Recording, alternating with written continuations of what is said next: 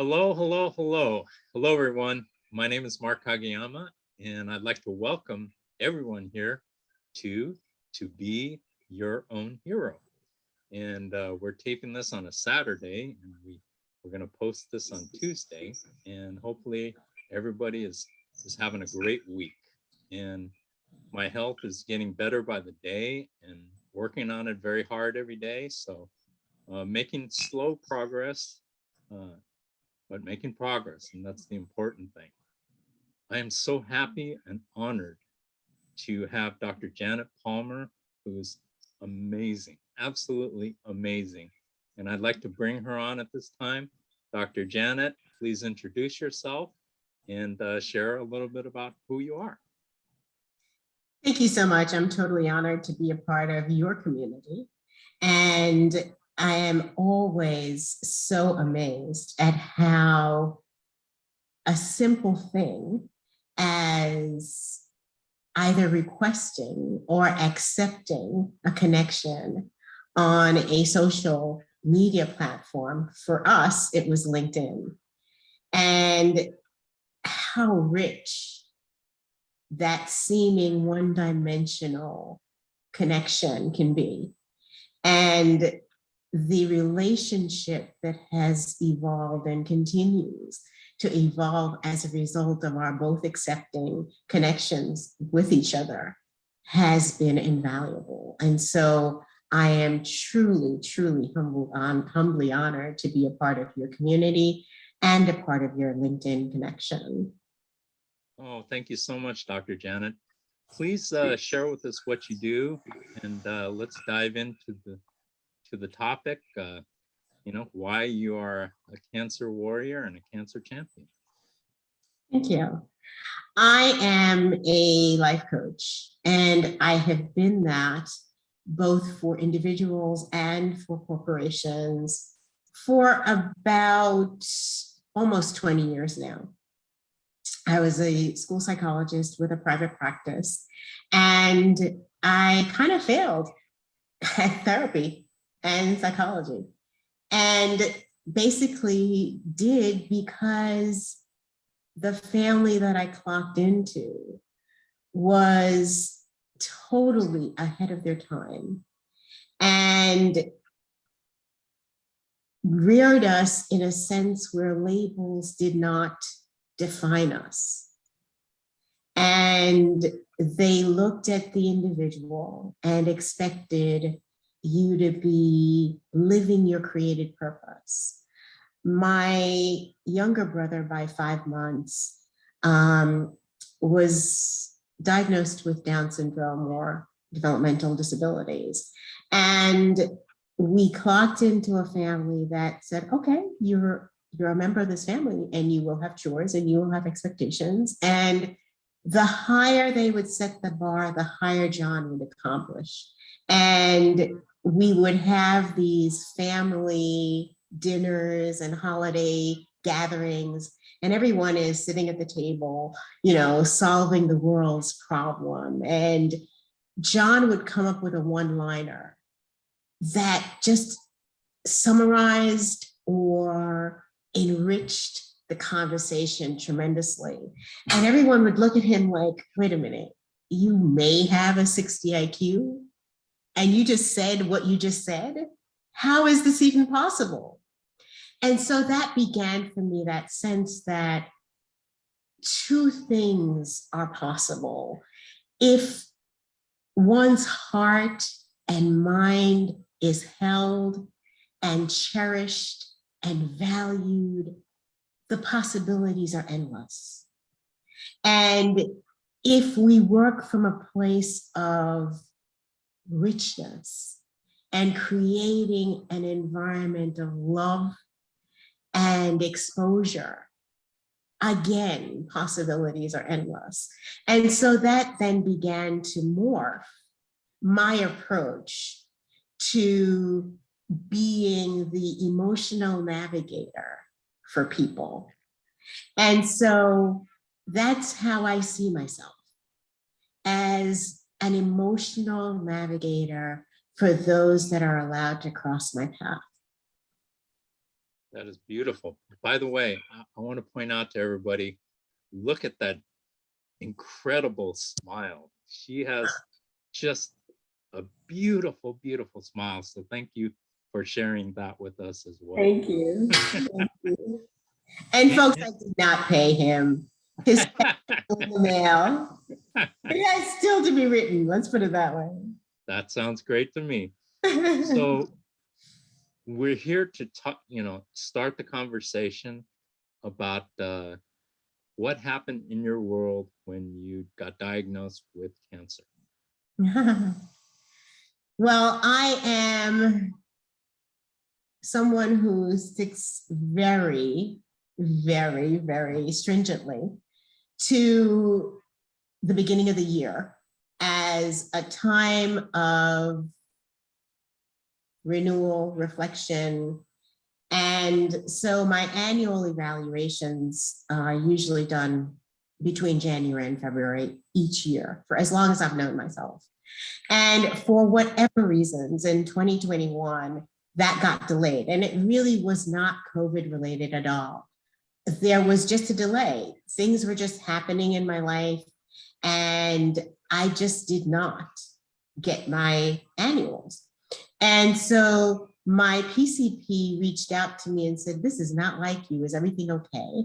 And that happened to have been in March, the latter part of March. So I went to see my PCP and, he did his routine stuff and gave me referrals for my gynecologic and my mammo. So the first of which was mammo, and I went in April, had the mammo, and when I saw the mammo image, because I usually peek, I saw something that had not been there. And that then began the scurry. The radiologist came in and said, and then everybody else started, and I knew that meant something. So we went to a sonogram, and then we went to a biopsy. And the staging of the mass and all of that got definitely changed as things progressed. We started off stage 1, stage 0, then stage 1. And at the end of surgery, it became a stage 2A. And there was no compromise of my lymph nodes. It was basically contained. The day that I got the phone call, I was on my way downtown to meet a friend that had just flown in for tea. And I was in traffic going to see her downtown. And just as an aside, the traffic was equally as bad on the opposite side going home. So the phone call came. I was told over the phone that, yeah, it was a malignancy. And my initial response was, I guess I'm going to have to continue to see her because getting home is not going to happen as quickly as I would like, because I wanted to be able to do that chitty chitty bang bang thing and snap my fingers, or that bewitched thing. And I'm definitely dating myself. Snap my fingers and be home. I was thinking about that, but I didn't want to point that out. Yeah, you have to be a little over 50 to be able to know what it's all about. But anyway. And the sad thing is I understood completely what you said. It's a snap finger existence, right? You just wish it and you're there. So being able to wish that I was in my bed with my head covered was not going to happen in any sense of immediacy. So I decided I would continue. And I met my girlfriend for tea. The only problem was that I guess I formulate very rich relationships because the doctor's office, everyone in the doctor's office was distraught. And And they were calling me, no, Dr. Palmer, this can't be happening to you. No. And I'm like, well, why can't it happen to me? Why am I exempt? So I'm trying to, in the midst of dealing with this whole thing myself, trying to bring their pieces together and not let my girlfriend be aware of anything. So she just thought that, one of my clients was in crisis or whatever the case may be, and pawned it off as that. I really wanted no one other than, of course, the PCD's office, but I wanted to be able to share this experience with my husband. So I cannot remember the drive home. I just remember I got home safely and we had the discussion, and we basically decided that, again, it was a Friday that I found out. And when I got home, the doctor had sent me all the pertinent information, and I have fabulous relationships. And so before, many of my friends and so on, relatives, are in the medical field and oncologists also. So by the end of the weekend, I had 6 second opinions. And so with a course with which to navigate. And it was pretty cut and dry what I was confronting. And there was no need. Initially, I thought I'd move back to New York and get treated because that's where my friends are and so on. But it really turned out that remaining where I was would be just as good. And I hate to say it, but at this side of it all, it really just felt like, okay, I had a broken leg. They did surgery. I did physical therapy and I'm good. Because my experience, 2 things became real. How I had constructed my practice and the strategies that I had given my clients all along rang true for me. And so despite the fact that I reached out to coaches and I was involved in a myriad of different treatment practices with coaches, they were all like, Janet, you're solid. Your outlook, your mindset, your perspective on all of this is rock solid. And so it was a pleasure to know that what I had offered to others for years rang true for me. And it had been the sustenance of my bone marrow. And that's what supported me and carried me through this very difficult stage. Basically, what you're telling me, and correct me if I'm wrong, is you were walking the walk. All the things that you had preached all these years, you had to live up to that expectation. And that's kind of what happens with my channel. I started sharing my journey and looking to inspire people to appreciate their health, appreciate their lives. And so anything I say on this channel, on any interview, I have to believe it myself, because if I don't believe it myself, then how is somebody else going to believe that? And so when we say things, we have to own it. We have to believe it. And so that's what I see with what you're saying. Am I correct there? With a slight tweak.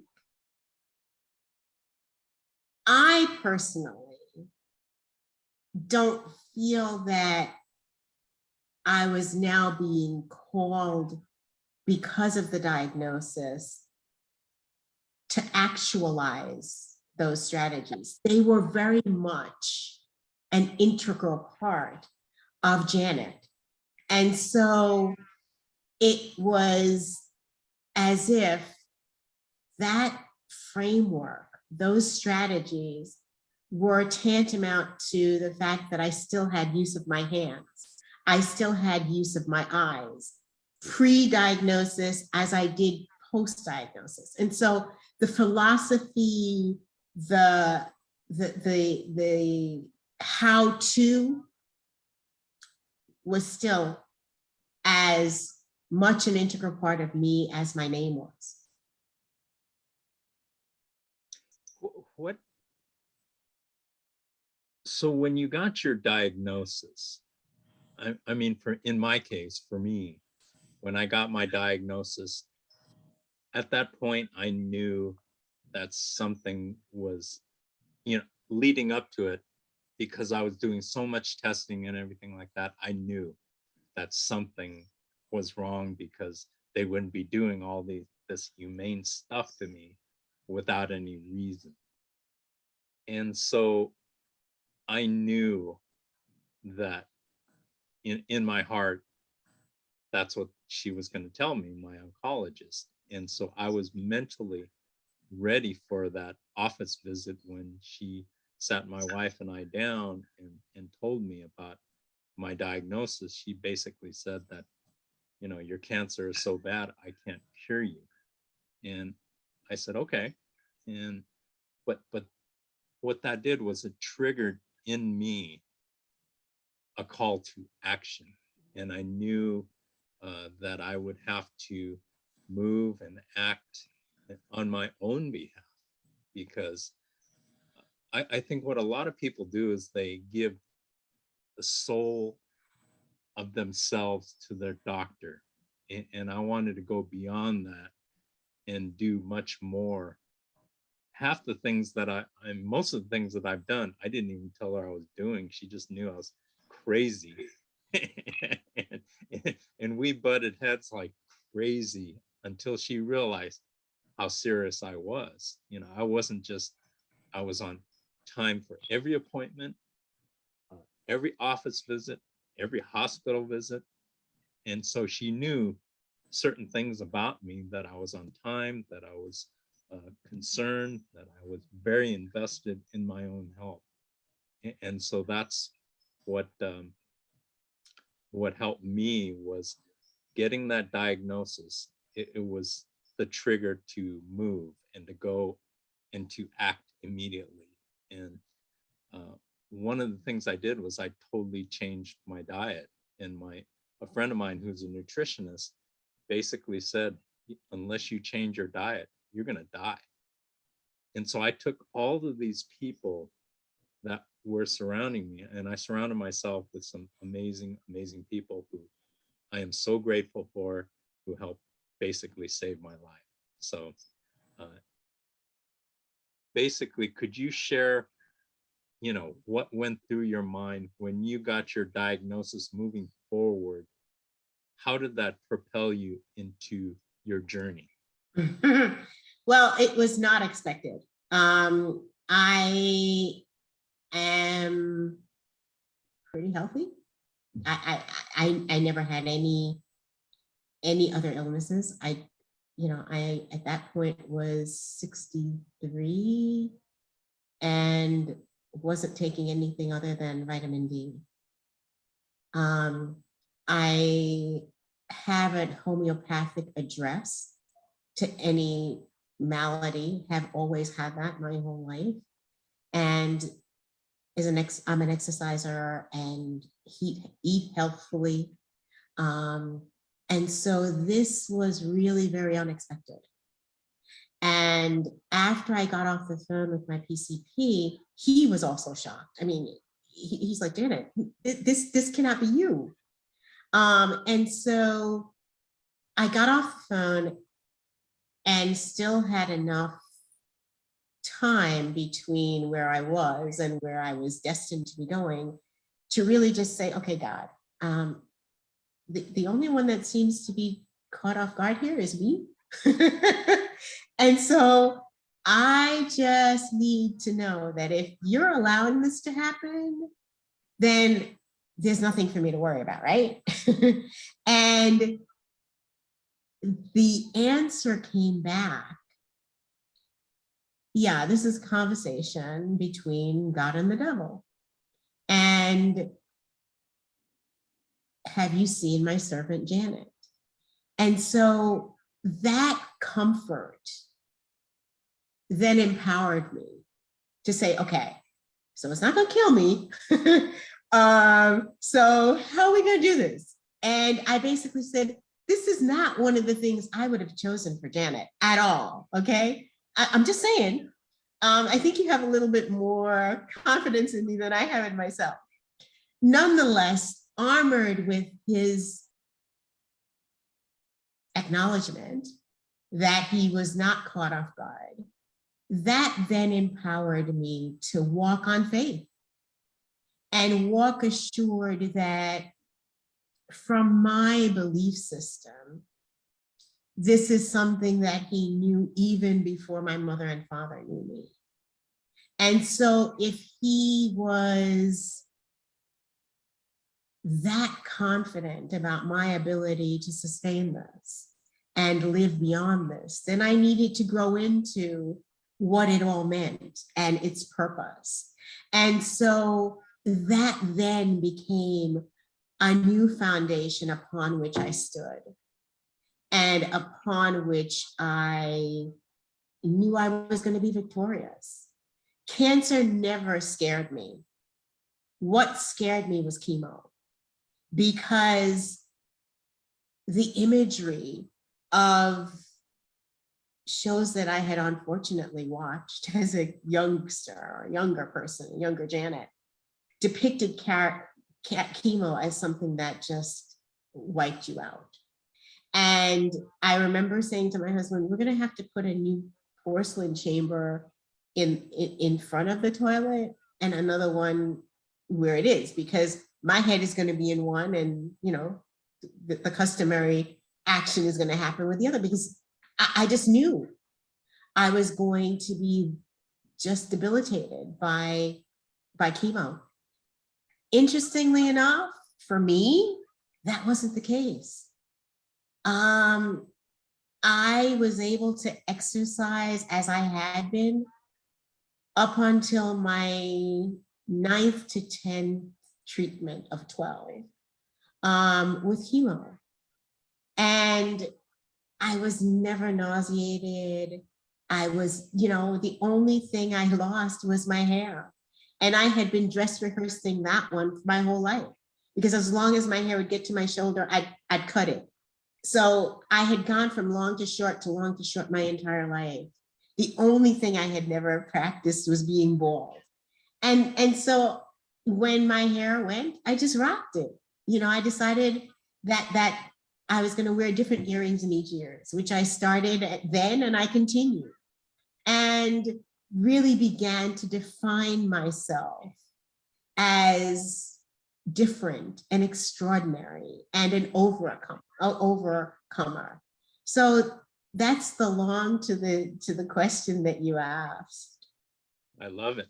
Absolutely love it. I love your beautiful attitude and your outlook, and that is so inspiring. And whenever I watch an interview or live stream or anything, if I can gather one thing out of it, then it's all worthwhile. And you've shared so many things that are just amazing, and I thank you for that. And thank you. Thank you. Your outlook, it is just so incredible, and people can draw a lot from your experience. Absolutely. Because the purpose of what we do here is to inspire and to help educate, because so many people just don't understand what cancer really is, and when they hear cancer, it's oh, you're going to die, and that's we want to change that, and we want to change that perception to, it doesn't have to be a death sentence. We could overcome it, or we can live with it. And that's what I am so thankful for, is to learn, how people, we, in our cancer community, people come together, and they're some of the most incredible people I have ever met. And we all look to help each other and inspire each other. And it's just a really, really incredible thing. So thank you so much for sharing that. Can we talk about what an amazing attitude that you have, how you develop that, and how you nurture that? Because it doesn't happen by accident. Again, I have got to acknowledge that the bones and the foundation upon which I stand is that of parenting, that parents that were just rocks. And they also stood on parents that themselves were rocks. And so what you see is a legacy, a living legacy of parents, grandparents, great-grandparents that felt commissioned to pass on that sense of finding your created purpose and knowing that you were created for this specific moment in time. Not 1 day, 2 days, 10 years, 4 years in either direction, but now. And just as your DNA marks you specifically and exclusively, and your fingerprints do the same, your life has to do that. And because that historically has been an integral part of my experience, I stand on that exampling. I stand on that rock and know that, again, not to sound like a church lady, but my owner's manual, which is the Bible, says that in this life, you're going to have tribulation. That is a given. And despite the tribulation, we are to be of good cheer. And so if I'm already told I'm going to have tribulation, and I'm already told that even in the midst of that tribulation, there is the ability to have joy, and that there is someone that has overcome, then what is left for me to do is to unearth that for myself. And so check, cancer was one of the tribulations in my life. Check, I was going to overcome it. And check, God was going to be in it with me. And so with those 3 pillars, all I had to do was accept it. All I had to do was, even in my weakest of moments, which I really didn't have any, but just the comfort of those 3 enabled me to each day walk with that certainty. And I kept working. And so I had a responsibility to not belabor the fact that I had cancer and I was going through, but to ensure that those that I served were bettered by our encounter. And the only way to do that was to live my truth. Wow, that is just so beautiful. That is just that gives us an incredible insight into your thought process, and boy, I thank you for it. I'm so overwhelmed with inspiration. What I'd like to do is invite you back to uh, have further this conversation, because we both know that we could talk for hours and hours and hours and keep going. Couple of things. Can you please share where people can reach you? There are many ways in which you can reach me. One is I wrote a book entitled Human GPS. If you put it in, it's available primarily on LinkedIn, but on Amazon, I'm sorry. But you can also get it on my website, which is janetpalmer.com.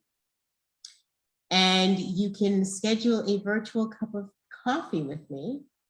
And that has been an amazing experience for many, because it's basically 15 minutes where you are applauded and affirmed for all that you do to make this world a better place. So you can read my book, Human GPS, by Janet Palmer, available on Amazon. It's in hardcover, softcover, and ebook, as well as audio. It's a quick read. It's less than 100 pages.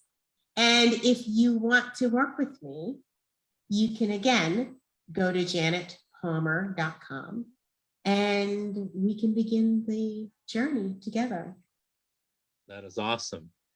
And I have one final question for you. What would you like to leave everyone as far as a final thought for this particular interview? That irrespective of the trial or tribulation that you are going through, know that some of the most priceless things in nature, diamonds, pearls, and we will take a pearl, for instance. Pearl is a grain of sand that has gotten into that of an oyster and is an irritant. It is a discomforting experience. And as that oyster is trying to rid itself of that irritant, a very beautiful and cherished thing evolves in the nature of a pearl.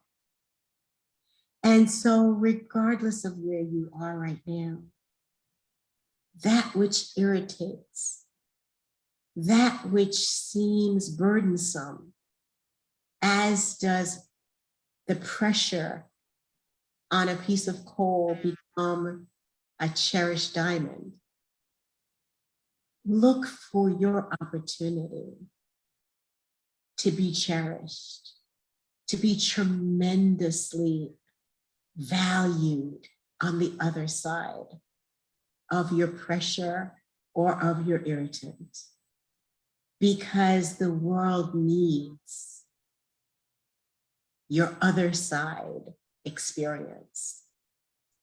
The world is going to be bettered by the stories of victory, the stories of possibility, the stories of your process that you will tell on the other side of your very dark day right now. And so we look forward, I look forward to hearing you as the success. Wow.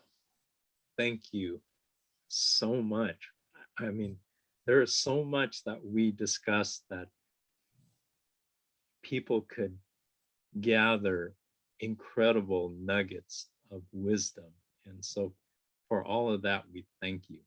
We thank you so much, Dr. Janet Palmer, for joining me here on To Be Your Own Hero. It's been an absolute pleasure. We're definitely going to bring you back because we have a lot more to discuss. Thank you for your time. Thank you for your sharing you with everyone. We appreciate it. It was amazing. And what I'd like to do is I'd like to thank everyone for joining us here at To Be Your Own Hero.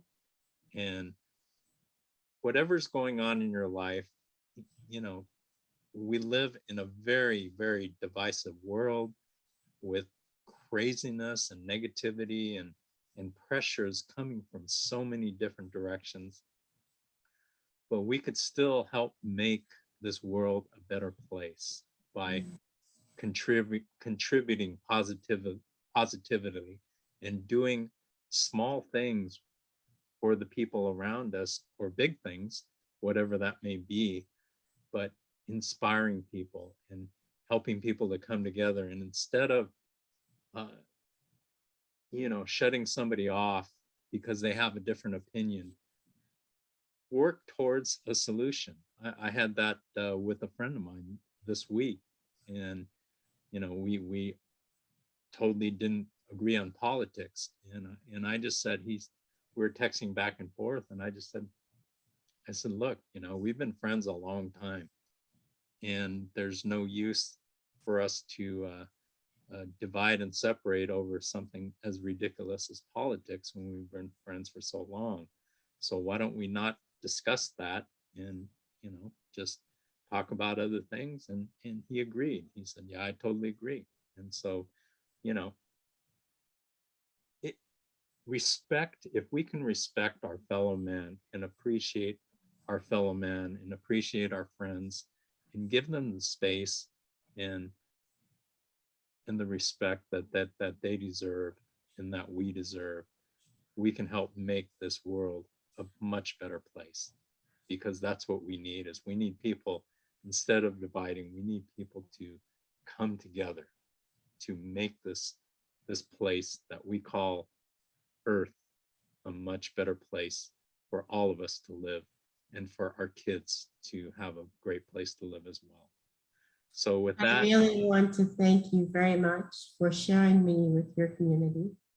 And thank you for the opportunity to learn from you and to be blessed by you. So I thank you. Thank you so much, Dr. Janet Palmer. We're going to bring you back again.